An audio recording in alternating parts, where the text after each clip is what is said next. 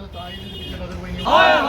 सरकार, उमर सरकार, लूट खसूट बंद करो, लूट खसूट बंद करो, लूट खसूट बंद करो, लूट खसूट बंद करो। 25,000 नौकरियां बैकडोर एंट्री से लग गई, पैसे की लूट खसूट हुई है। वो सर्विस सिलेक्शन बोर्ड के थ्रू होनी चाहिए थी कि कम से कम अगर उनको 6 से 7 साल के लिए ही टेम्परेरी तौर के बाद वो पक्के होते तो अच्छी बात थी।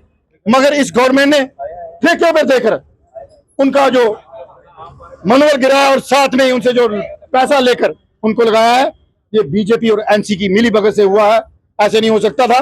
अंदर रे खाने से ही पिछले 2-3 महीने से शुभ गांठ आ रही थी। अब तो क्लियर हो रहा है कि 25,000 नौकरियां वो दे चुके हैं और सकीना होती जी उसके ऊपर सफाई दे रही है और पीडीपी के ऊपर जो इल्जाम लगा रहे हैं, सबसे पहले उनको देखना चाहिए उमर सरकार के अपने मंत्रियों को और अपने एमएलए को कितनी नौकरियां बांटी है। फिर जो इक्का दुक्का लोगों का जो बात करेगी इसको नौकरी लगा दी। हम ये कह रहे हैं कि 2, 4, 10, 100 होती तो बात लगा है। 25,000 नौजवानों को भविष्य अंदर डाल दिया, जो डिजर्व करते थे उनको नहीं मिली।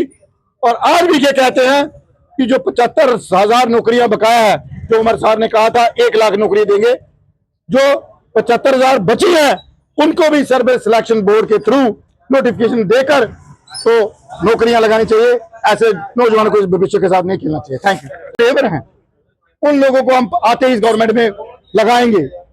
मुझे बताइए, अभी तक उनका कुछ नहीं हुआ। और जो क्वेश्चन आपने पूछा कि बेचारे 65-60 साल के हो जाते हैं, वो रिटायर भी हो जाते हैं, मगर उनको पक्का नहीं किया है। हम उन लोगों के साथ हैं। पीपल्स डेमोक्रेटिक पार्टी पहले भी उनके साथ थी, आज भी उनके साथ है। और जब सरकार आएगी, इस उमर सरकार से तो वादा नहीं कर सकते, मगर पीपल्स डेमोक्रेटिक पार्टी जैसे ही सरकार में आएगी उन लोगों का बाकायदा सीरियल वाइज तरीके से हम उनको पक्का करेंगे।